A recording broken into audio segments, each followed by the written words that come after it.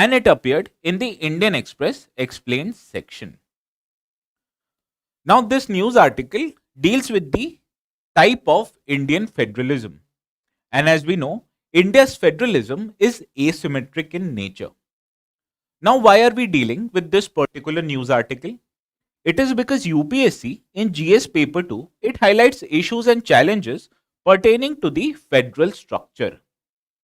Further, Article 370, which gave the erstwhile state of Jammu and Kashmir with special status, it highlighted that each and every state in the country, they are different in nature.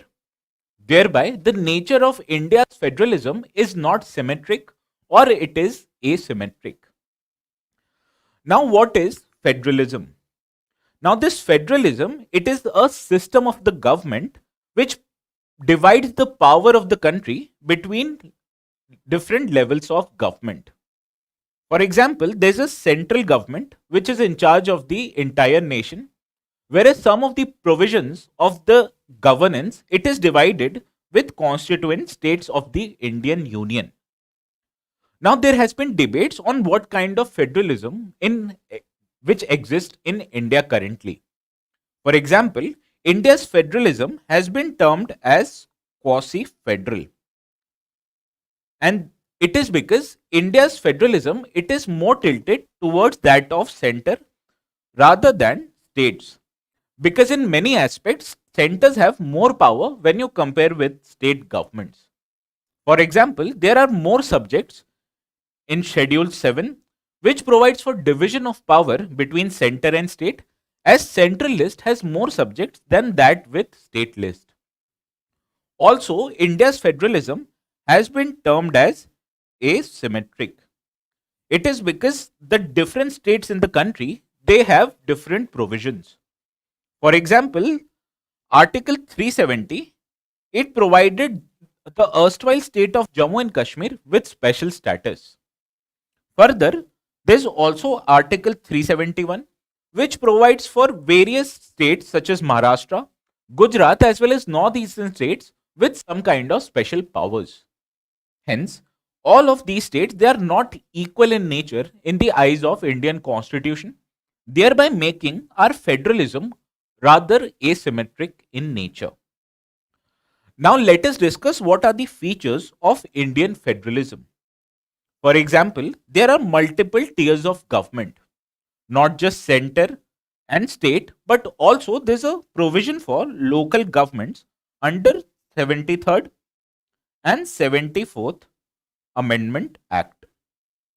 Further, all these governments, they have an independent source of revenue. For example, some kind of taxes, they are collected by union government, whereas other taxes, they are collected by state and local governments as well. Further, all these governments that are state as well as central government, they derive their powers not just from each other, but from the supreme law of land, that is Constitution of India. Further, this constitution, it cannot be unilaterally amended by the central government itself, because the more important provision, especially which has bearing on the powers of the state, they can be amended by the central government only by the concurrence of 50% or half of the states. Further, if there's an issue between these levels of government, this issue will be resolved by an independent judiciary. Hence, all these features, they highlight that Indian federalism, India is a federal polity in nature.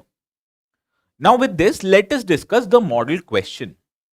Now why are we making this model question? Because UPSC in the past, especially in the year 2021, it has asked a question pertaining to federal character of the Indian Constitution.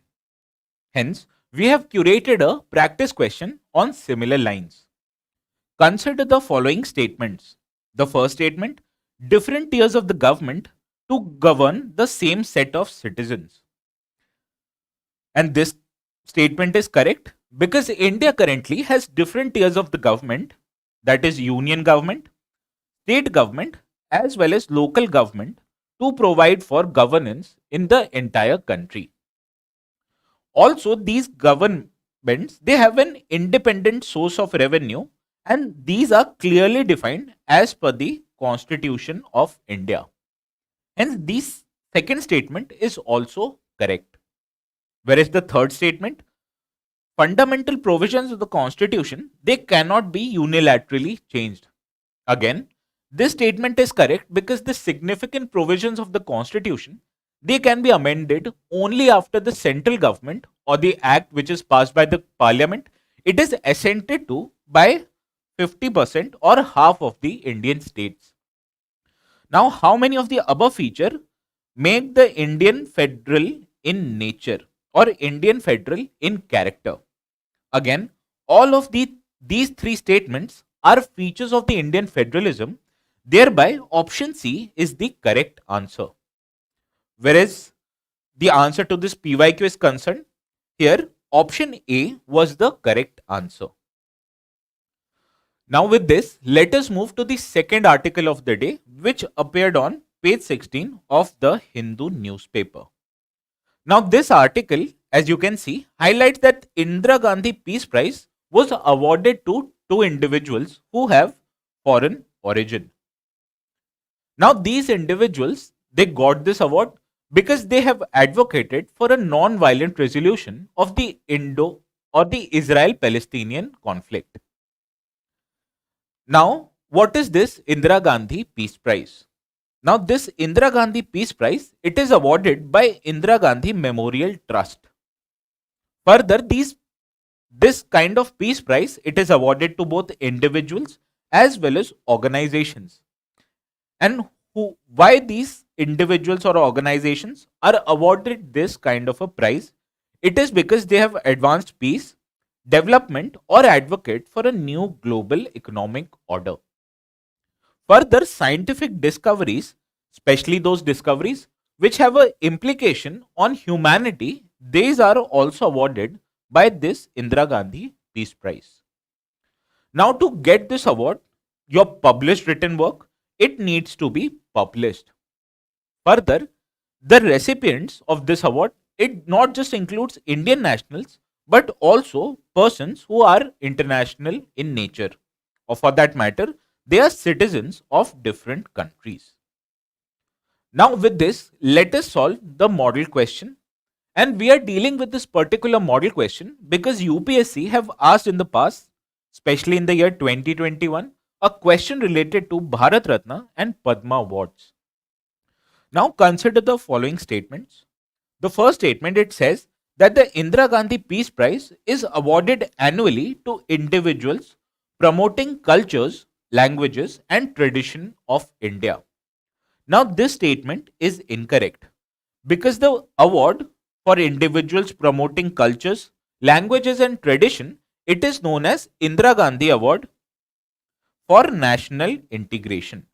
And it is Indira Gandhi Peace Prize, it is awarded to individuals who have advocated for international peace, development as well as establishment of a new economic global order. Now the second statement, the recipients of Indira Gandhi Peace Prize should be the citizen of India. Now, as it is clear from this news article, this award are not just given to citizens of the country, but also to citizens of other nations. Hence, this second statement also is incorrect. Thereby, the correct answer to this model question is option D. Whereas the PYQ is concerned, here the correct answer was option D. Now with this, let us move to the third article of the day, which appeared in page 17 of the Hindu newspaper. Now this article reports that the European Union, it has agreed to open membership negotiations with Ukraine as well as Moldova. Now let us know more about what is this European Union and what are the criteria of its membership. Now this European Union, it is a political as well as an economic union of 27 countries. Now the origin of this European Union, it could be traced back to Maastricht Treaty, which was signed in the year of 1993. Now, the membership criteria of this European Union, it is derived from a set of an agreement which is called as a Copenhagen criteria. Now, the membership of this European Union, it is extended to nations who have a stability of institutions. For example, the institutions in the members country, they should advocate for democracy, establishment of rule of law, respect for human rights, as well as protection of minorities. Further, the economies of the member nations, it should have a functioning market economy. As the country, it should have the ability to cope up with the competitive pressure and market forces within and outside European Union. Further, the country who has become a member, it should also have the ability to for obligation of membership. As the country, it should effectively implement the rules, standards, as well as policies that are favored by European Union law. And these policies should be political, economic, as well as monetary in nature. Further, there's only one country, that is United Kingdom, which has left the membership of the European Union, and it was back in the year 2020. Because United Kingdom, it ceased to be the member of European Union effective from 31st of January of the year 2020. Now with this, let us solve the model question. With reference to European Union, consider the following statements. The first statement, it was formally established after the signing of Marrakesh Agreement. Now this statement is incorrect because Marrakesh Agreement, it was used to bring into the world the establishment of World Trade Organization. Whereas from this above discussion, we can safely say that it was Maastricht Treaty that led to origin of the European Union.